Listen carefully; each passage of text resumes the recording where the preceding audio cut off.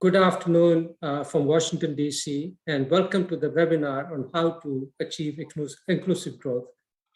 My name is Sanjeev Gupta, and I am a senior policy fellow at the Center for Global Development. The issue of income inequality is in the forefront of the policy debate in much of the world.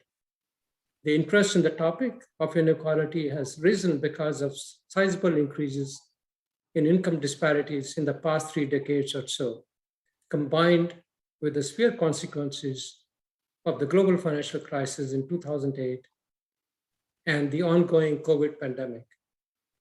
Policymakers are now faced with a tough challenge of restoring growth while ensuring that it is inclusive. The topic of inclusive growth is highly relevant for the core activities of the IMF, activities such as lending to countries, surveillance of member countries' policies, and capacity building. The book on how to achieve inclusive growth that we are discussing today is the 4th one on the topic of income inequality produced by the IMF.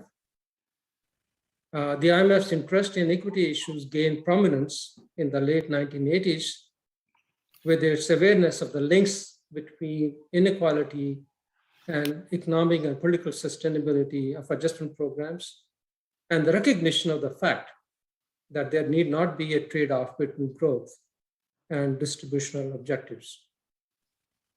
The IMF's latest book on inclusive growth has widened their discussion on economic inequality to include the consequences of gender and ethnic disparities, economic fragility, and climate change. We are very fortunate to have the IMF's Managing Director, Kristalina Georgieva, to open the discussion. She has taken an active interest in the issue of income distribution. Managing Director, the floor is yours. Thank you, Sanjeev, for the kind introduction. And congratulations to Valerie, to Barry, to Asma, to Martin, and the authors from many institutions and IMF departments for this fantastic book on how to achieve inclusive growth. I'm thrilled to launch it because I'm convinced that it brings us to the implementation of an old proverb, if you want to go fast, go alone. If you want to go far, go together. The evidence is clear. Inclusive economies that allow more people to go together go farther. We see it in economies that include and advance women and girls. We see it in economies that bring more people into the financial system. We see it in economies that expand access to digital technologies, especially now during the pandemic.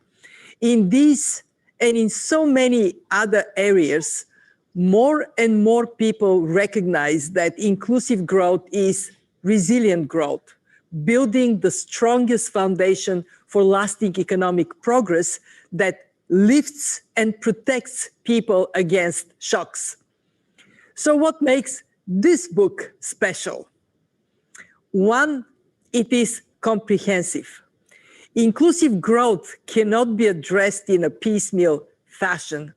This book leaves absolutely no stone unturned and creates a comprehensive guidebook that helps support the right mix of interconnected policies. It covers everything from tax policies to labor markets, from gender equality to climate change, from governance to trade. And not only that, it covers each topic in immense depth, backed by rigorous research, backed by data. Two, it is practical. It is one thing to identify the problems. It is another to offer practical policies for action.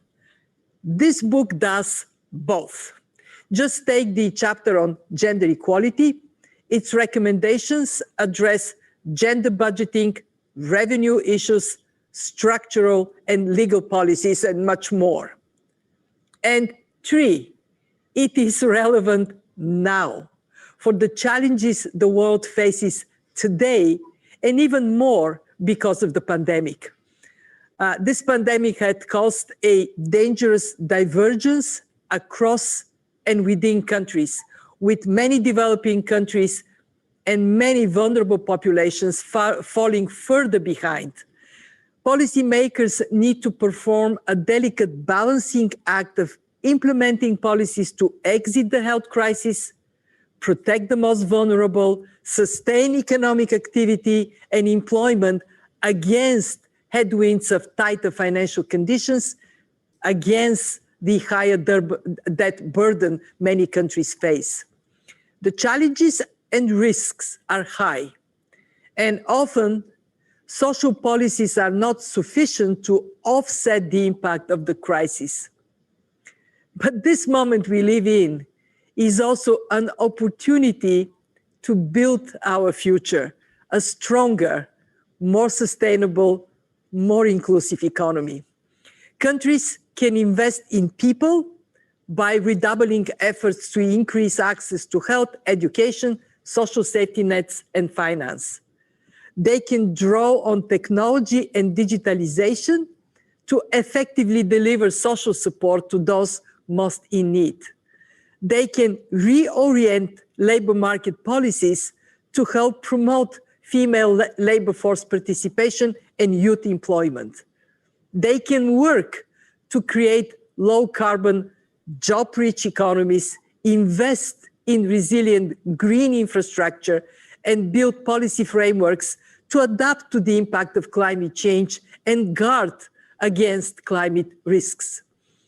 This book mobilizes the knowledge of many experts of all those topics to offer a practical path forward for inclusive growth at a time when it matters more than ever.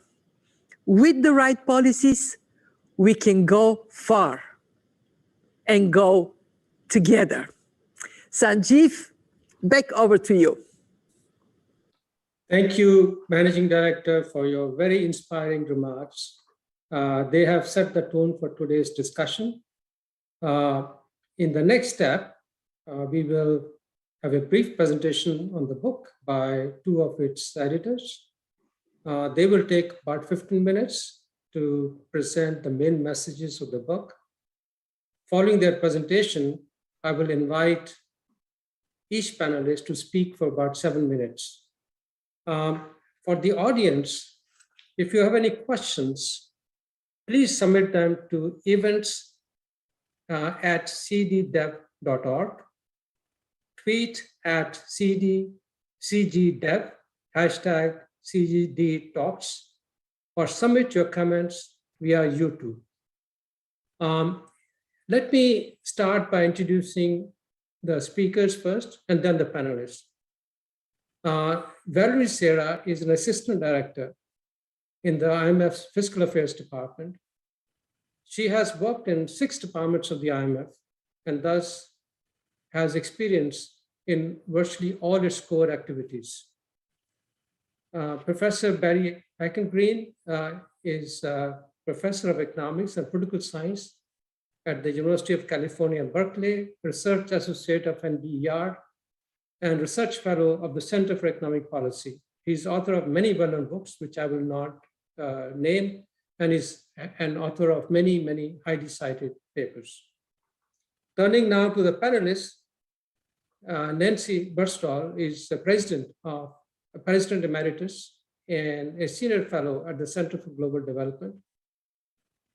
Nancy was executive vice president of the Inter-American Development Bank, and prior to that held senior positions at the World Bank.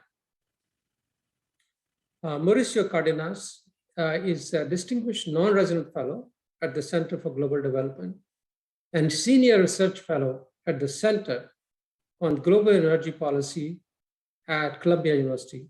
Mauricio possesses tremendous policy experience. He was Columbia's Minister of Finance from 2012 to 2018. Prior to that, he served as Columbia's Minister of Mines and Energy, Minister of Economic Development, and Minister of Transport. So virtually all the economic portfolios that one can think of. A.B. Maxwell is President and CEO of Oxfam America. She has served as Deputy Secretary General of CARE International. She has also served with the US government agencies, the German Development Agency, and the UN World Food Program. And finally, Branko Milanovic is a senior scholar at the Graduate Center, City University of New York. He's well known for his work on income inequality. And his most recent book, Capitalism Alone, was published in 2019 and was translated in 15 languages. Now, let me invite Valerie and Barry to make their presentation. Thank you.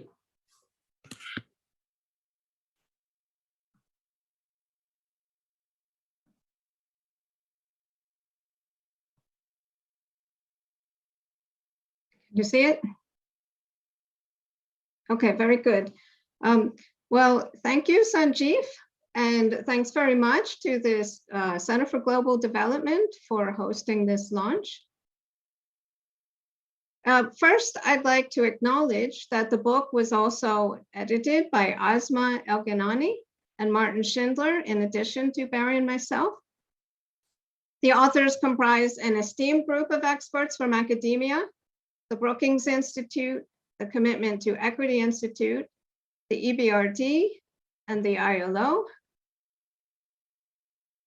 as well as the World Bank, the World Trade Organization, and of course, my many colleagues at the IMF and our regional training centers of Joint Vienna Institute and the Middle East Center for Economics and Finance. So why is inclusive growth important for policy? Growth is important for lifting people out of poverty and contributing to better living standards. But an individual's well-being is increasingly affected by their economic status within their country. The red and orange colors in this chart show that income inequality, measured by the Gini coefficient, has been rising in most advanced countries and many emerging market economies since the late 1970s. And as the managing director just mentioned, the COVID-19 pandemic is making these trends even worse. Lower income countries and vulnerable populations are falling further behind. So for example, recent IMF forecasts of GDP show advanced countries bouncing back from the pandemic, but emerging and developing economies are projected to have substantially lower GDP in the next several years relative to pre-pandemic forecasts.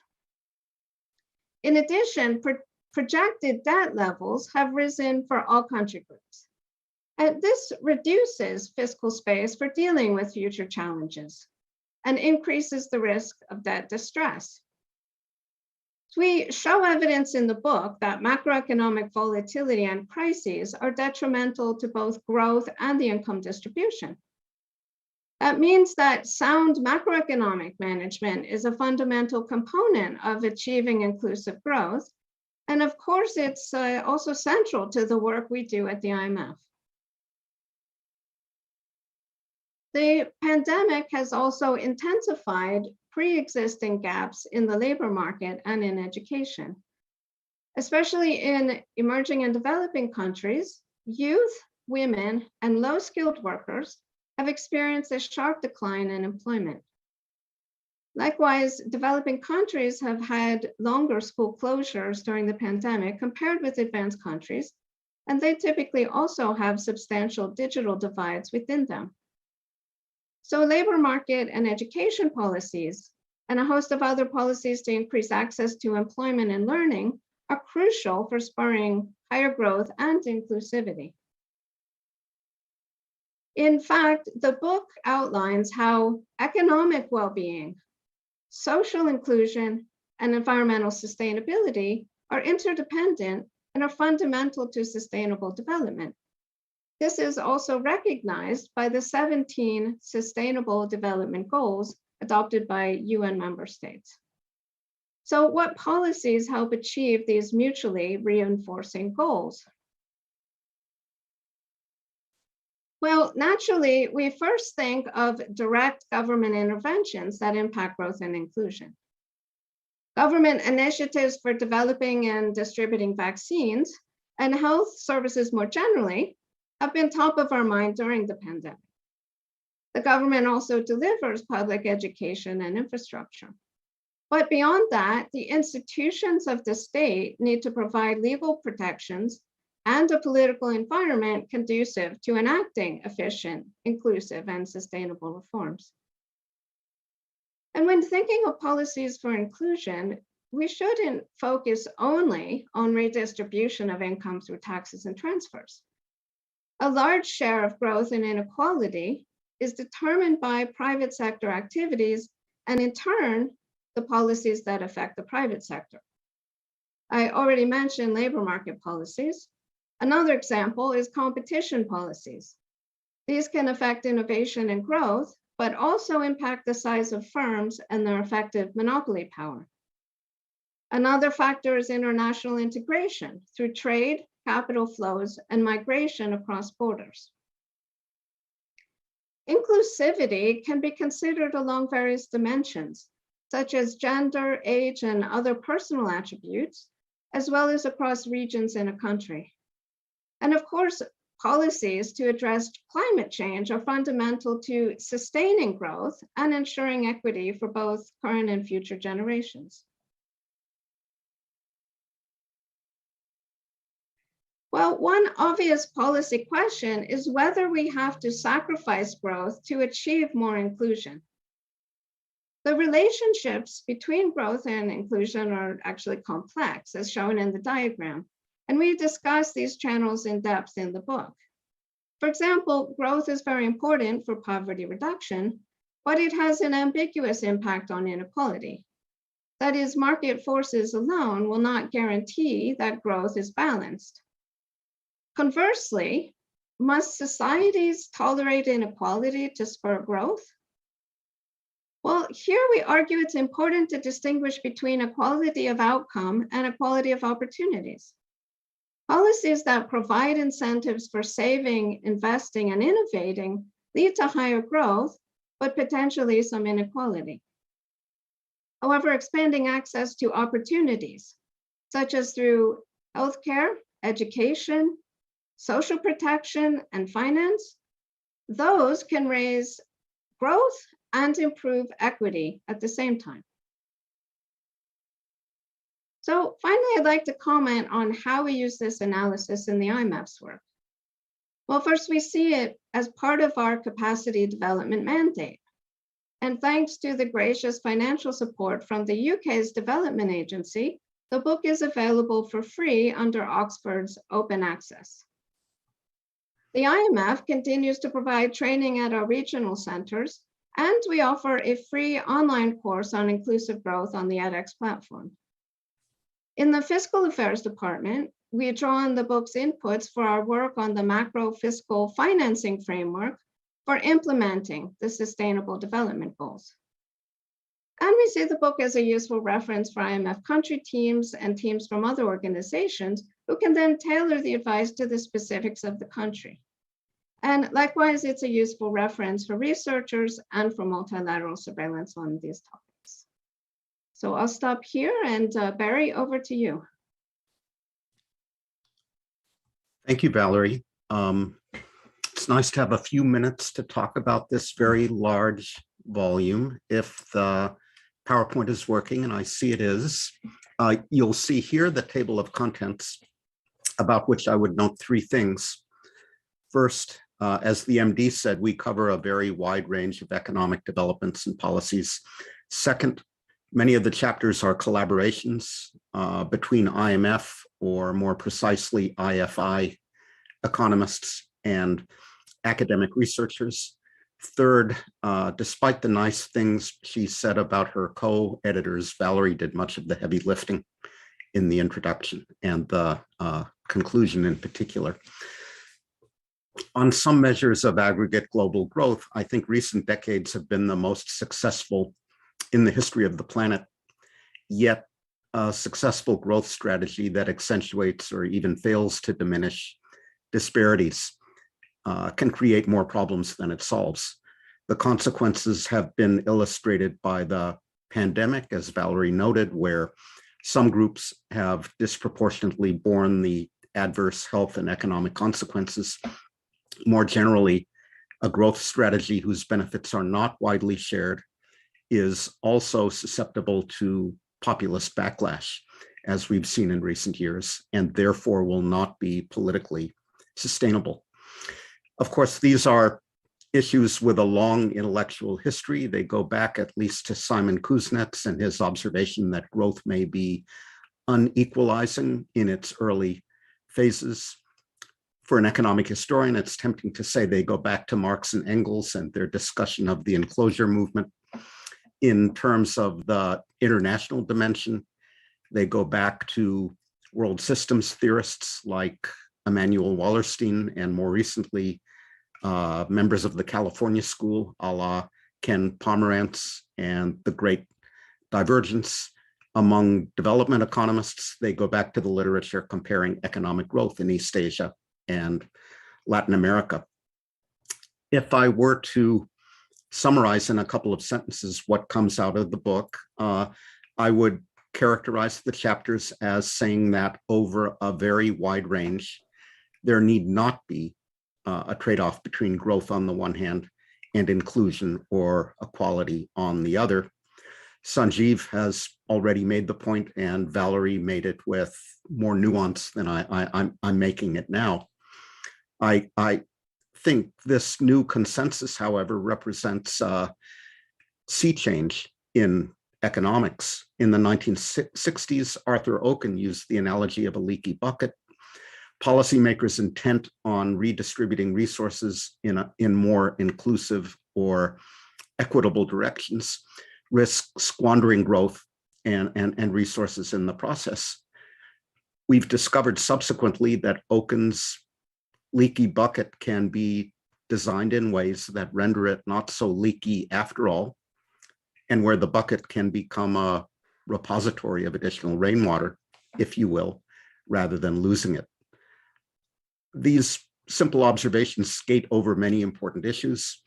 How exactly does one measure economic and social inclusivity when comparing the welfare of different social groups? What are the relevant fault lines? Age, ethnicity, race, gender. I expect that our discussants will raise these and other issues. So finally, why revisit this now, specifically in a book emerging out of the capacity building activities of the International Monetary Fund? For two reasons, I think. First, there's a large amount of new and important work on how public policies do and do not translate into patterns of economic growth with different distributional consequences. There's been an empirical revolution in economics in the last decade. Empirical work has gained the high ground in economics, if you will, and there has been a proliferation of important new empirical research. This shows up in the present book.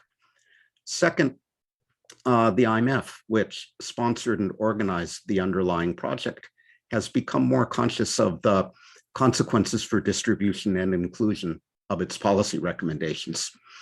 Ever since I've been following the fund, which is a long time now, critics have complained about the burden of adjustment programs falling disproportionately on the poor and the disadvantaged.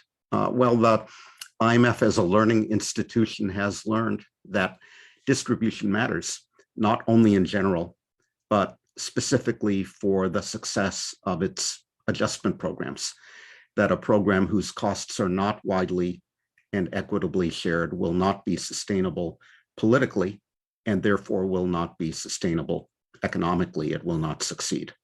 With that, I'm happy to hear our discussants' reactions. I trust they've read every page. Thank you, Barry, and thank you, Valerie, for your excellent presentation.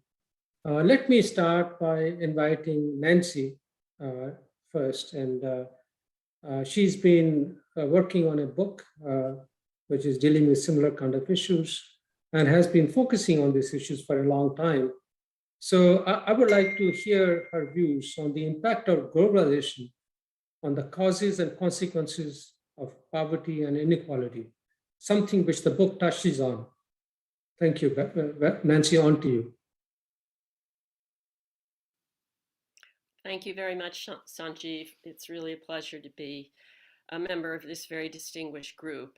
Let me start also by congratulating Valerie, Barry, and colleagues on this very impressive book. I mean, I can't pretend that I was able to read very much of it, but it's certainly on my agenda. It brought back to me the sort of kerfuffle in maybe the around 2015, 2016, when several colleagues at the IMF, Andy Berg and Sangarides, had a paper, Jonathan Ossoff, I think, saying redistribution was an okay thing. And it was a kerfuffle still at the IMF. So congratulations to the IMF as an institution for participating or sponsoring this book on inclusive growth. In a way, I see it as a big breakthrough. It's like the IMF came a little bit late to the party, but it certainly came with a big bang on the set of issues addressed in this book. So it's an impossible question, causes and consequences of globalization on poverty and inequality. Let me start by saying I think there's a general consensus among economists that globalization has been very good for reducing poverty, which is relevant for reducing inequality, of course. And that's basically because big markets are more efficient. And so it goes. So we've seen these huge reductions in poverty over the last 20, 30 years. And big reductions, particularly in countries like China and India, as they participated in the globalization, in a globalized economic system. The issue of globalization and global inequality is much more complicated, much more contentious, particularly on, say, capital flows more than on trade and goods. Branko has made it clear that at least in the last 2 decades of globalization, there's been a reduction in globally defined inequality across all people in the world. But now we see, as some of you have already referred to, that that process is easily disrupted by an event that can be defined at the global level. Or events, COVID, and now we have really sort of potentially catastrophic effects at the global level across countries of climate change, where the poorest countries are being hit the hardest. The countries with the least assets to address or to cope with the problem. So let me just say something about the book's emphasis on inclusive growth, which is the more interesting question. I mean, I think the point of the book in large part is to not about sort of the global system as much as countries, what countries can do to address their challenge of more inclusive growth. And I think it's addressing a very fundamental problem, which is that markets are not, even when markets are efficient, they're not necessarily fair and just in the modern sense, that it's those with more assets of one kind or another that benefit most from more efficient markets. And so it takes us right back to the question of how to achieve inclusive growth, which was either the topic of this panel or it's the title of the book. And it boils down, in my mind, to good government and good institutions. And some of what Barry said made me think, you know, when will economists, and I include myself here, understand more about good government? Where does it come from?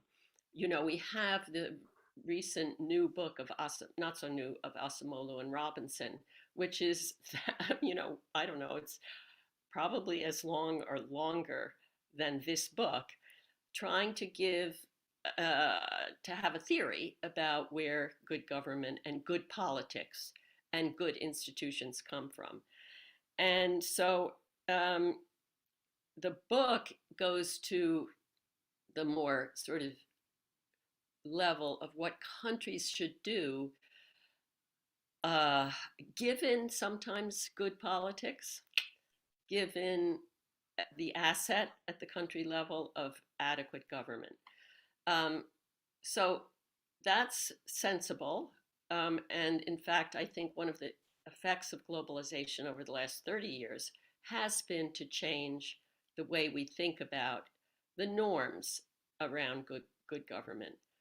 And in a kind of circular sense, this book stands out for that. It's saying a norm for good government is to aim for inclusive growth. How to do it, I think for listeners, boils down to issues of taxing and spending.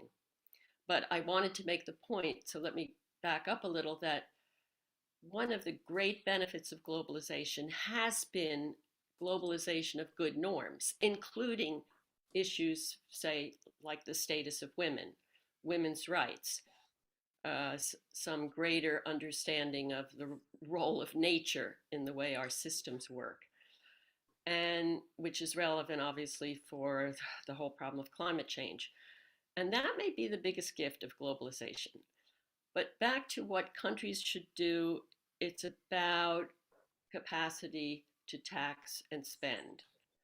And for me, in part, about thinking of building a middle class, because it's the middle class in the end that has the time and the information to support and the capacity financially or economically to pay taxes, and then to monitor whether the government is doing the right thing with the taxes.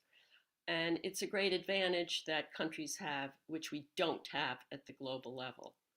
We do have at the global level the IMF and the World Bank and systems of aid, but they can never come close to what governments can do at the country level, because we don't have global politics. We don't have a global government. So we're living in a world in which it's really hard to compensate at the global level for problems of incapacity in government, countries that don't have a middle class ready and willing to be taxed and to push for good government. We don't have that at the global level. We do have the IMF and the World Bank and the multilateral banks. And I think there's an argument around inclusive growth in the long run for as much financial economic capacity of our multilateral institutions as possible, and as much, what would you call it, capacity of the UN to be setting the global norms that are reflected in the Sustainable Development Goals. So, this book is important in the ways that the MD emphasize, even if you don't try to figure out and read all of it. It's important because it's taking a stand on what really matters now at the global level, and of course what matters at the country level, and I think the country case studies will probably be a rich source of hope and information for country governments. Let me stop there for now. I'm glad I get to come back and hear. Thank you. Thank you, Nancy, for your very elaborate comments on globalization and the importance of governance and institutions at the country level. And clearly, they end up interfacing with each other, and the capacity to tax and to spend is very much influenced by, as we have seen in the past, by the prevailing governance structure and the institutions in the country. So that really determines a lot of outcomes. And I'm sure our subsequent speakers will allude to that. So let me now turn to Mauricio, and the question here was, in Colombian experience, what role has the fiscal policy played in improving inclusive growth? And are there any lessons that one can draw from this experience about challenges that other developing countries are facing in reducing income inequality and promoting balanced growth? It's a big question, but for a person who's handled so many of these issues, I thought I'll pose you an elaborate question. Thank you. Well, thank you so much, Sanjeev. First of all, thank you for inviting me. I'm delighted to be in this panel. And I'm also very happy to be commenting on a book where two good friends are co-authors. Barry Eichengreen, who was my professor at Berkeley and who taught me the importance of economic history to understand the issues of the day, and Valerie Serra, who was, during my time as finance minister, the mission chief for Colombia. So she was close in navigating very complex times when Colombia had just lost half of its exports and 1/5 of the fiscal revenues due to the collapse in oil prices. And I have to say that looking back at those years and looking at the outcomes, what we did then really is an exercise in, during difficult and strenuous times, achieving inclusive growth. Because despite the shocks and the magnitude, Colombia was able to continue growing, but more importantly, to do it in an inclusive way, because poverty kept falling and the Gini coefficient also decreased. So great to be able to discuss and comment this book. This is a fantastic book. It's a formidable piece. I think the way to see this book is as a handbook. It's a manual. It's a reference book. I think it's going to be a good substitute for Google, because when you Google something, you have a lot of noise, and in this book there's no noise. There's a lot of knowledge, there's wisdom, and it's also practical. So it's going to be great for teaching. I intend to use it, but most importantly, is very useful for policymakers, because policymakers are always facing dilemmas. We live at times when the fashion is to say that there are no trade-offs, but there are lots of trade-offs, and especially when you're doing policies. And explaining the trade-offs to the population, communicating well, is fundamental for the outcomes. And this book can be very handy for that purpose.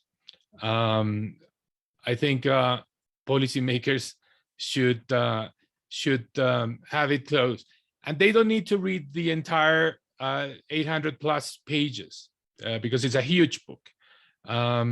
You can go to the specific chapters. I think each chapter is in a way self-contained, but also very complementary to each other. So I think that's the magic of the editors, to have actually put together a book that is so wide in scope, but at the same time, it's very useful because you can read, the specific issues and get the key messages.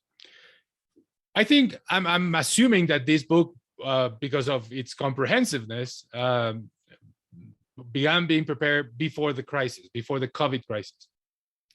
So it really is a book that, although in some chapters more than others, deals with the issues of the pandemic. Really, I think the use of it is to put it in practice, to put it in motion, to deal with the current challenges of the world, and especially the emerging and developing countries. And I see several challenges. Today we heard the inflation data from the US, 7.5% for the year ending in January. To me, that's a clear signal that the increases in interest rates by the Treasury, by the Fed, are going to be greater than expected, and that's going to have impacts on treasuries all over the world, especially countries that are living this pandemic with huge amounts of public debt. So fiscal consolidation, adjustment, it's going to be in the order of the day in the years to come. But this is a world with lots of scars. Let me mention one data that I learned from Nora Lustig recently. The share of high school students that are going to be able to complete their education has fallen from 61% to 46%. And for the low parental education group, that drop is from 52 to 32%. 52 to 32%. That's a 20 percentage point decline in the probability of finishing high school. This is going back to the 1960s in terms of probabilities. And that's a big challenge. I mean, that means there's a lot of repair that needs to be done. Also, the pandemic increased inequality. I think we're going to hear from Branko. It certainly increased within country inequality and very likely also between countries, given the dramatic collapse in per capita incomes in India. But it's not just that. It's also in the future, inequality can increase because with the lower supply of skilled workers, less education, one of the scarring effects, and also more automation, less demand for unskilled workers, it's likely that the skill premium is going to fall. It's going to increase, sorry, and therefore inequality is going to increase. So another issue that we'll need to deal in the future. And also poverty. It's going to be almost impossible to achieve the SDG in poverty eradication by 2030. So a lot of challenges, and this book can actually be very useful as a tool in navigating the policies that will be needed. And I'll summarize them, given your question, in one, which is you have to redirect government expenditures away from a lot of things that governments are doing now. The pandemic was also a good excuse to do to spending anything and many things unnecessary, lots of waste. But also, in addition to redirecting government expenditure, you have to raise taxes. And the book does a good job in explaining the options. The good news is that there is some agreement that countries need to reduce tax evasion, that they need better tax administration, that there is room for increasing taxation in the high end of the income distribution, introducing wealth taxes. The bad news is that that's not going to be enough, and that we'll probably need to tax the middle classes. And that's the source of a lot of turmoil and tensions. And then the question is, am I optimistic or pessimistic about whether the reforms that are necessary in the future are going to take place? Is this a World War II moment when we fought this war, the COVID war, together, and together we're going to come out of it and we're going to make the reforms and we're going to generate the consensus that are necessary to introduce these reforms? Or does this resemble more the global financial crisis, where there was Main Street versus Wall Street, the winners and losers, there's more divisiveness, and it's going to be hard to generate the consensus? I think the answers that are given now in countries like Chile, Peru, we have elections coming up here in Colombia, are more in the direction of divisiveness, populism, that it's going to be very difficult to make this difficult and complex decisions. But this book, and I'll come back to it, this book, it's really telling a story that we need to amplify, which is, look, the economics profession has not reached a lot of consensus, but really a certain common understanding of issues. And that common understanding is well distilled in this book. And it really is a huge contrast with politics. In politics, we live the world of extremism. We live the world of polarization. So I think with this book and with a lot of explaining and communication, we can help bring more effective and practical solutions to the problems of the world today. And that can build trust in government. So I see this book as a device that can actually help build that trust. And that trust is fundamental. And I'll finish with this. Throughout the entire book, you read the importance of trust in institutions and trust in government. Last week, I'm sure you read the paper that was published in The Lancet about the determinants of infection and mortality rates due to COVID. And there are, of course, the usual suspects of obesity, that explain the pandemic, but the one variable that struck everyone is trust. In those parts of the world where there was trust in institutions and trust in governments, the pandemic was less lethal. So I think this book can actually help us with pragmatic and sound recommendations, and centrism help build the trust in effective policies. So I'll stop there, and thanks again. Thank you, Mauricio, for picking up some interesting themes such as trust in the government and the policymakers. Let me now turn to A.B. Maxwell. Given Oxfam's very extensive work on income and wealth inequality, both at the country and across countries, what, in your opinion, can governments and international community do to pull people out of poverty and reduce inequality? Already, we had Mauricio talk about what the government would have to do in response to the crisis, but perhaps you would have some more suggestions in this regard. Thank you. Thank you, Sanjeev. And I echo the other panelists and the authors in both thanks for being with you all, and congratulations for the book, for all the reasons that have already been highlighted. It will be an important contribution to shining the spotlight where it needs to be on the inequality issues of our time.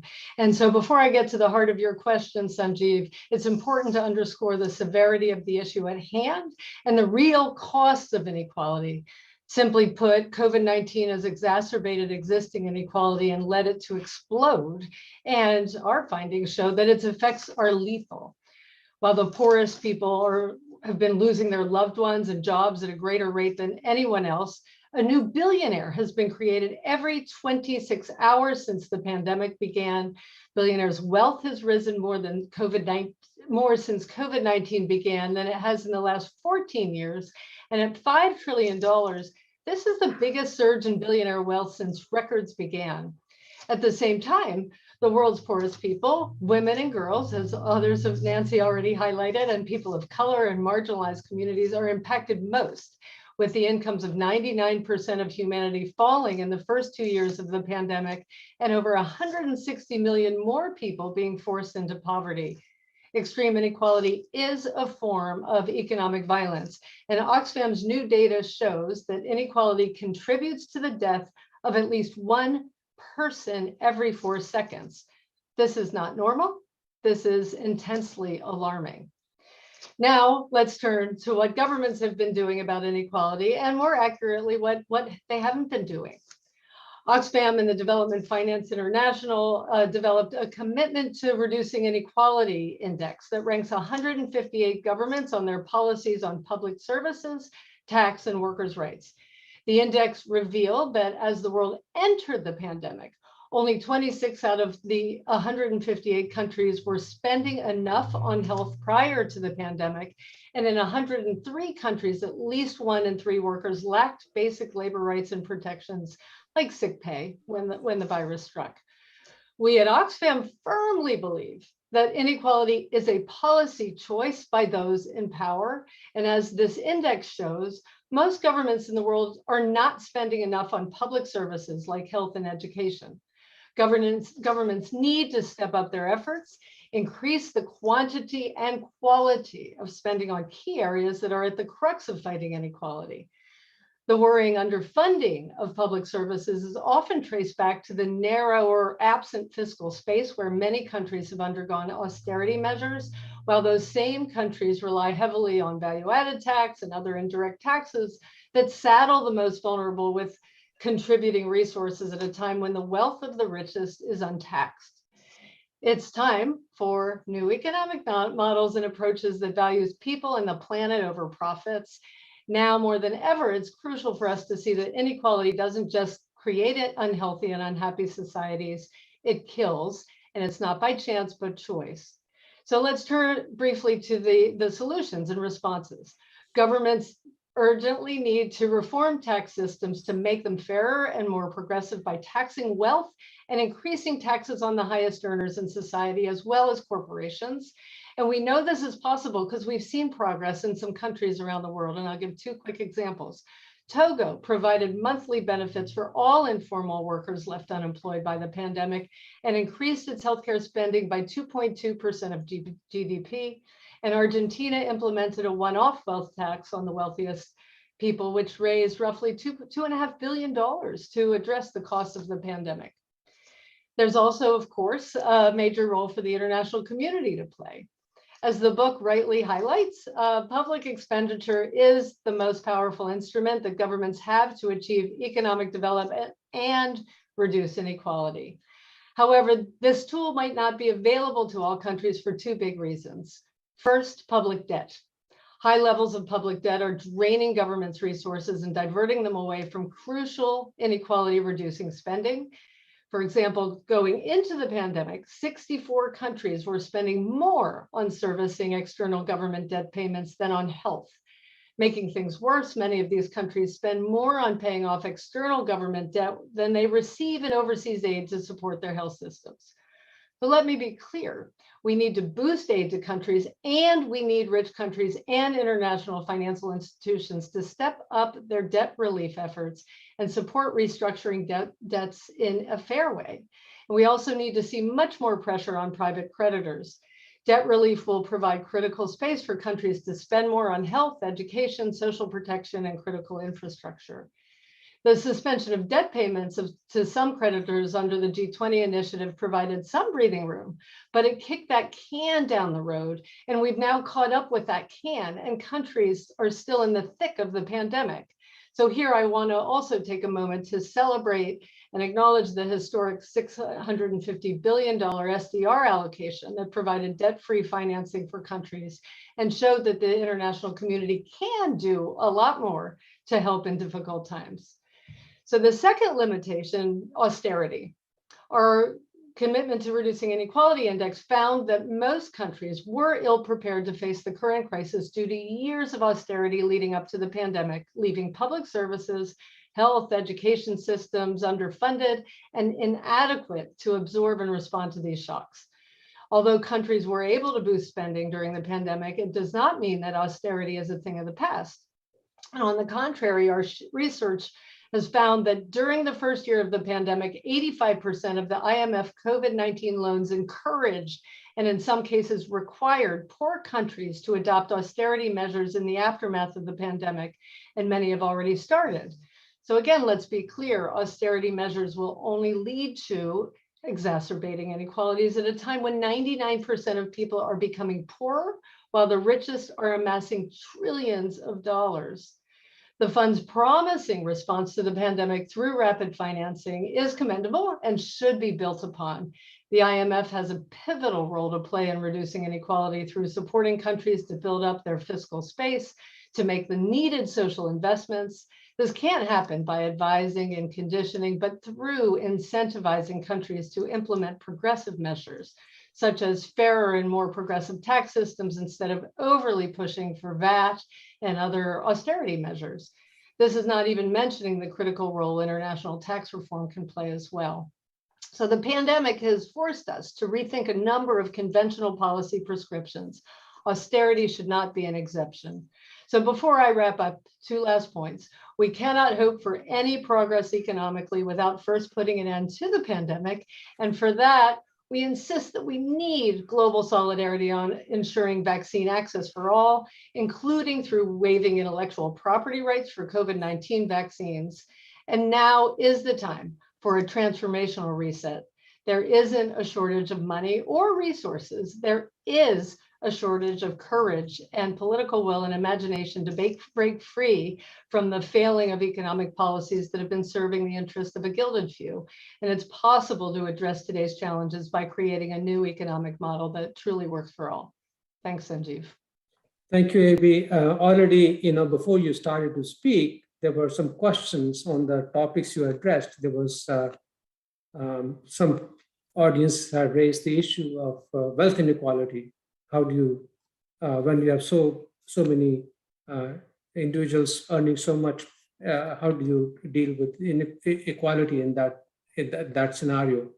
And there was also the question of debt relief, which we can go into in the discussion. But these issues that you addressed, in some sense, pick up the issues we were getting from the audience.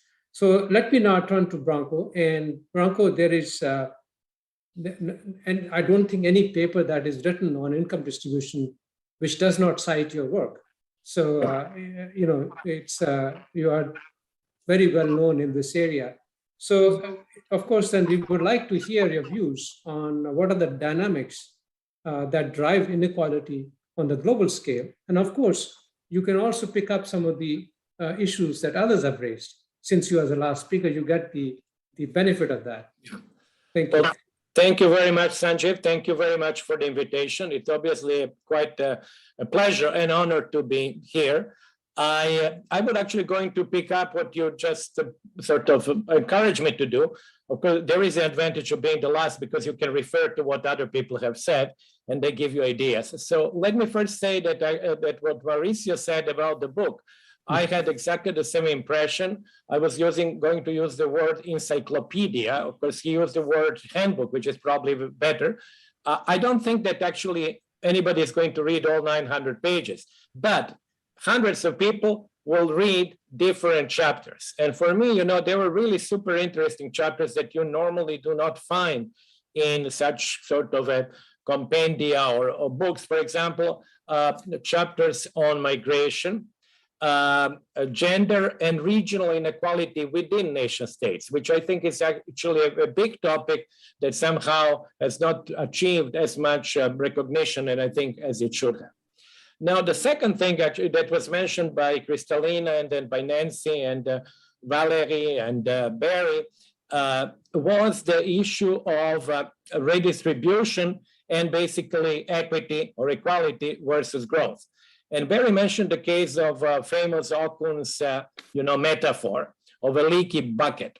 But that it occurred to me that actually the bucket still carries the water. That water goes to somebody who is thirsty. That thirsty person still gets some water and is able to work thereby. This is a basic story of endowments. So even if the bucket is leaky, you change the endowments and these endowments increase the output. So the point is that actually we are not only talking about taxes and transfers, we are talking about changing people's endowments in terms of their financial capital and in terms of their skills. And I think this is an important message of a book, and I think it's an important message generally in economics that we have actually started really thinking much more about these things now than we used to in the past. Finally, one comment that actually occurred to me when Abby was talking about this massive increase in wealth at the very, very top. I mean, it's really somewhat paradoxical, and nobody would have expected that the largest decline of GDP in history would also trigger the largest increase in billionaires' wealth. It's not something that you would have actually expected when the crisis happened. Now, let me go very briefly on the question that Sanjeev asked me. First of all, let me make things very clear for the audience and everybody else. Obviously, poverty went up by leaps and bounds because simply there was such a decline in income. And of course, large countries with lots of poor people like India had double-digit negative growth. So there is no doubt about poverty. And as Sanjay said, it might take us actually, many years until we go back to where we were before the pandemic. Now, when it comes to inequality, the situation is similar, but a little bit more complicated. So let me explain it in relatively simple terms.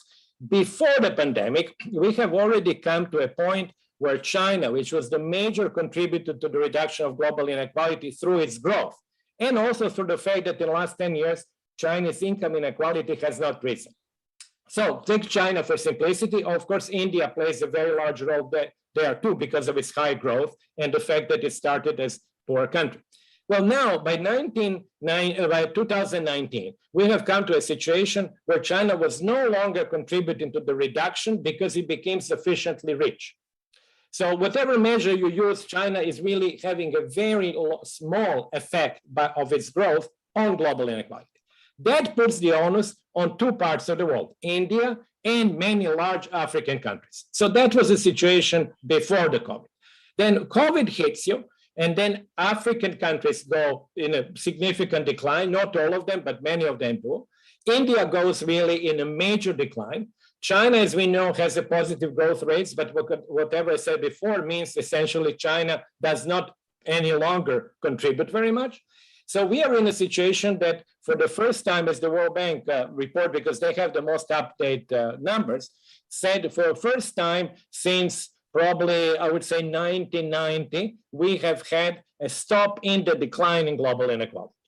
Now, I didn't say anything about within national inequalities. Now, these within national inequalities are also a complicated story because in many countries, inequalities went up. But in some rich countries, because of the large redistributive function of the state and significant payments which went to the middle class and to the poor people, like the first number for the United States, show a decline in inequality. So the situation in some rich countries in Europe and the US is a little bit different than the situation within national inequalities than in the rest of the world. Now, when you put all of this together, and I have to say that we are really currently in a situation where we do not have the data that we would really need in order to answer that question with greater confidence.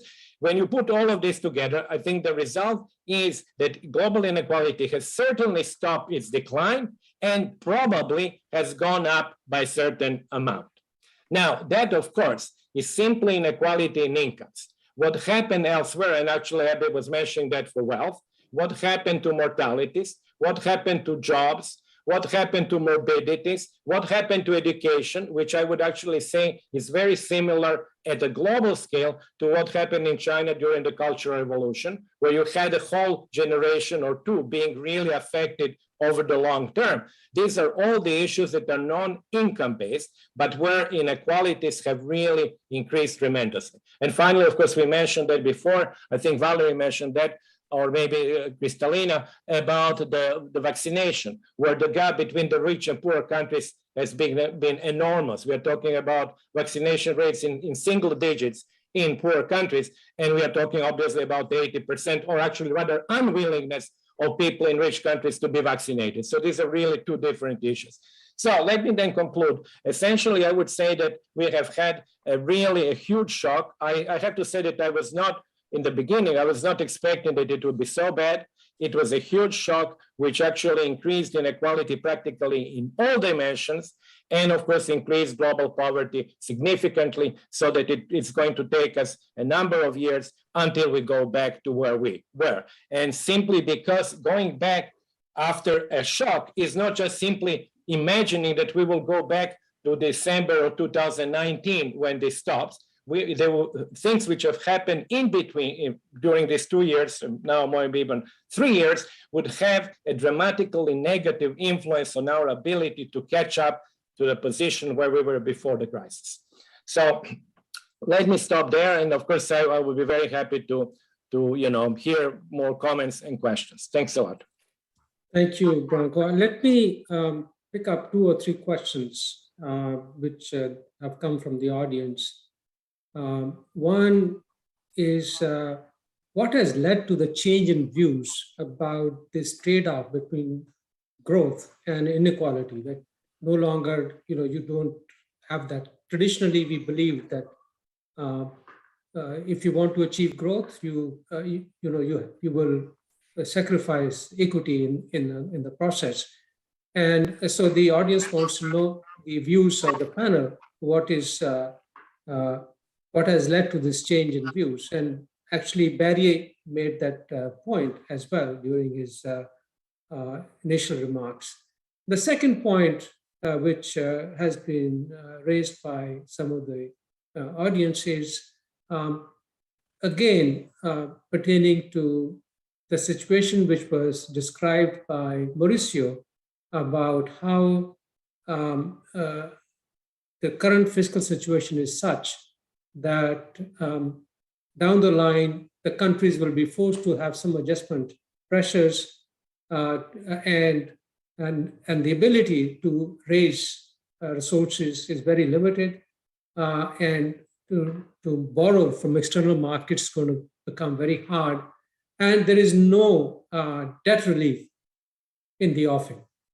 So these are the questions which have come from the audience. And so since we are left with some 10 minutes, so I will ask each one of you. I can start with Branko, as I can start in the reverse order.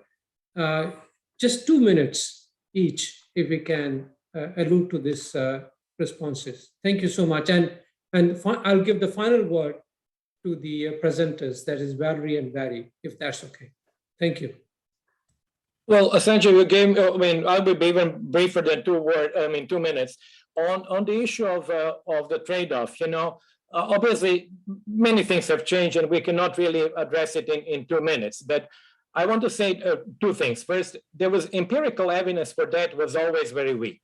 So there was no really very strong evidence that there was a trade-off. It was essentially based on the assumptions that we all know, that actually if you have greater inequality, you will have greater savings, greater investments, then the economy will pick up. But that was not really empirically very well established. The second reason, I think there was a shock of the global financial crisis, which revealed enormous inequalities, which we knew existed, but people might not have perceived them at that time. So I think these are the sort of reasons that led to reassessment of the relationship, and I think to putting greater emphasis, as I was saying before, on endowments. Finally, let me just say, even Kuznets, in the most sort of iconic formulation, doesn't say that there is permanently a trade-off, because the downward sloping of the Kuznets curve is the very opposite of the inward sloping. So, even there, we don't have a sort of a conclusion that there is a trade-off. So I will stop there, because obviously it's a huge topic. I'm sure others will actually like to address it as well. Thank you, Branko, for staying within the time limits. Abby, you're next. Great, thanks. I'll try to be brief too. Two things. What has changed? What has led to the views changing? I would add to Branko's point. I mean, COVID lifted the veil on some of these fissures in society, of the extreme inequality of what was going on. So I think there's we're in a whole new world, a whole new time, and we know that that has been a pivot point for the world.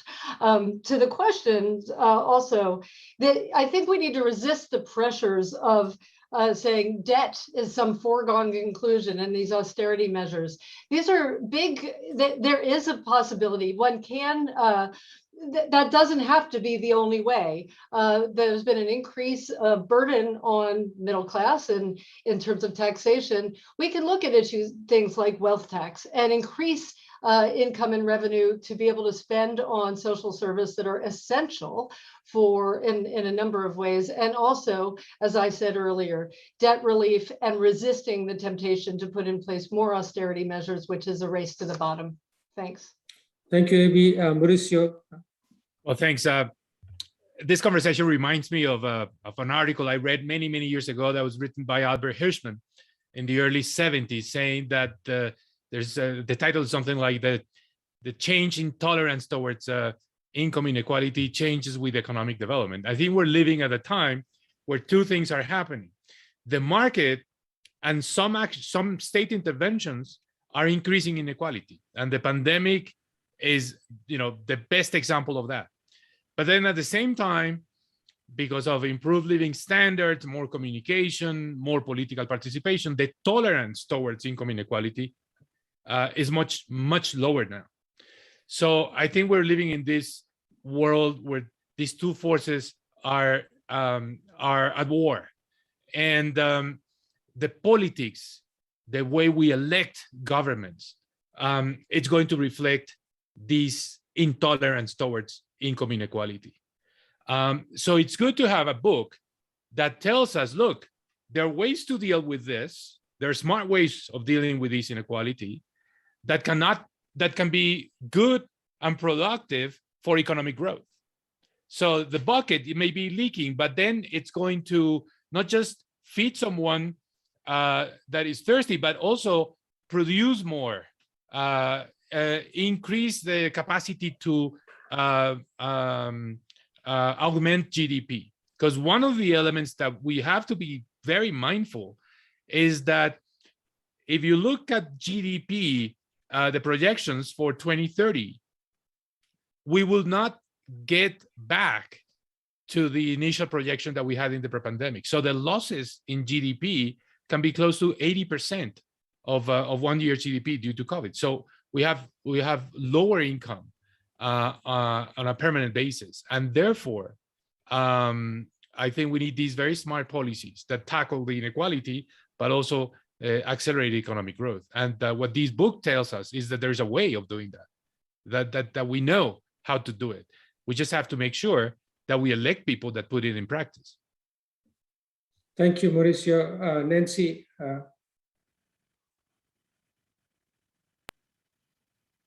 Yeah, this was great. What led to the change in views? First, I agree with, I think, Branko, empirical work has made a big difference. I think for me personally, back as early as the late 80s and 90s, seeing how East Asia grew when Latin America didn't, and beginning to understand that there was a redistribution in many of the tigers after World War II.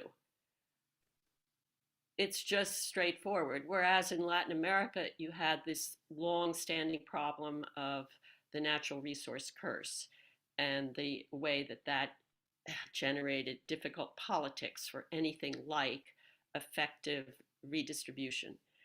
So then came empirical work. I do think the global financial crisis mattered a lot, particularly because it started to change views inside the US, and the US matters, maybe a little less than it did 50 or 60 years ago, but the US still matters. What's going on, the whole, and the book of Piketty and so on. So I think we can take some comfort in the notion that this kind of work, these kinds of studies actually it's a very slow and complicated process, but they do eventually change views. So what about now with no debt relief in the offing? I think, everybody has brought out, it's a huge problem. The special drawing rights were a big step, but not nearly enough. Maybe we need to go back to what happened with the HIPC debt relief, where there was really a big effort and to deal with the overhang of debt, particularly for the low-income countries. I think the challenge here is that the overhang of debt for emerging markets is also a huge problem, and it's harder to imagine how donors can, fix the problem. So it's a good thing that this is put on the agenda. I think it has something to do maybe in the short run with the IMF being more tolerant for the time being on countries' problems because that austerity isn't going to work. Behind that is maybe a big change in the way we think about the world in terms of markets versus government, that we've figured out how to make markets work a little bit better in the post-war era, but we still haven't really figured out why is it that Colombia had Mauricio as finance minister for 6 years, and it has something to do for me with a long history in Colombia of good macro policy, good central bank policy. You can't sort of give history to other countries, but I think that we can learn from it. I'm sure there's much in this book somewhere that I didn't see about that point. Finally, on the leaky bucket, Well, that's the market versus government issue. We're really better, in a way, at understanding how inequality arises both when the market's working, because some people have greater endowments than others, and it certainly becomes more problematic when there are market failures that government isn't addressing. So that's a simple message, but I think a lot of what Amy said also suggests it's time for serious rethinking of where does good government come from? It's a really tough one, a really tough issue. But the leaky bucket, yeah, maybe it needs to be instead have more holes, bigger holes that are channeled with intentionality to investments in human capital. Thank you, Nancy. Barry, I'll turn to you now because you had made some statements earlier. You have the floor to explain them in detail. So 3 quick points. Why this concern with inequality now? I agree, better data and better analysis has directed our collective attention toward the issue. I also think prominent policy failures, instances where inequality was not adequately addressed in the context of adjustment programs, for example. So I would go back before the global financial crisis and look to the Asian crisis in particular as the last time when there were a series of adjustment programs that largely neglected the inequality issue and that had consequences on adequate fiscal resources to meet the needs of inclusive growth. I was chatting with Sanjeev about how my very first article in economics, which goes back 40 years more, was on about which countries made inadequate efforts to raise tax revenues and fiscal resources. So there is something there, but I would also point to the composition of spending as really important. So Peter Lindert has a new book, Making Social Spending Work, which is all about how governments spend on the wrong things. They spend too little on early childhood education, and they spend too much on supporting relatively well-off retirees because that's what comes out of the political process. So we can do constructive things on the spending side as well. Finally, on debt, this is going to be a big problem going forward. We can make more progress. Belize, for example, has shown that it is possible to restructure debts.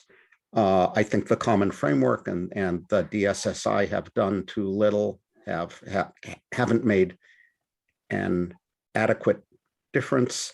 HIPC, replaying HIPC won't do it because of the importance of debts to the private sector, which we still haven't figured out how to bail in adequately because of debts to China, where China seems to be playing more of its part.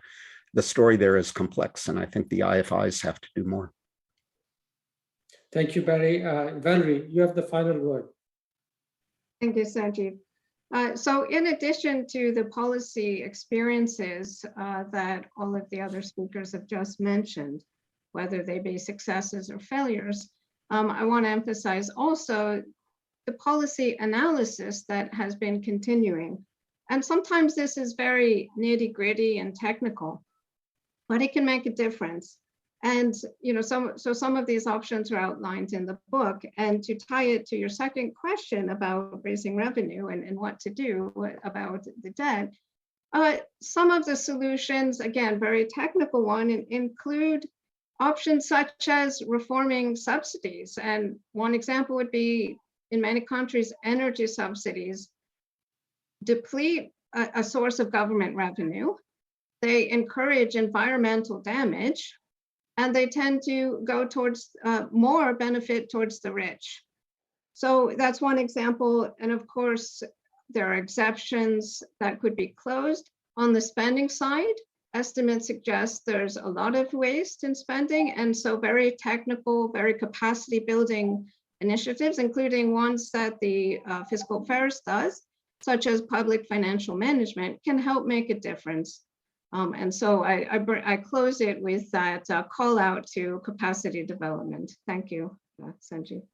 Thank you, Valerie, so much. We are already exceeded. We have exceeded our limits by about 5 minutes, but I think it was worth the discussion. I don't think I can add much to what the distinguished panelists and the speakers have said, except to say that people should read the book and look at the different chapters as and when they are called upon to focus on a specific issue. So with this, I would like to thank first the Managing Director of the IMF for taking the time to open the seminar, and for the speakers to make this presentation, and also for the authors for writing the book, and for the panelists for making the discussion extremely interesting. Thank you so much for joining us today. Bye. Thank you.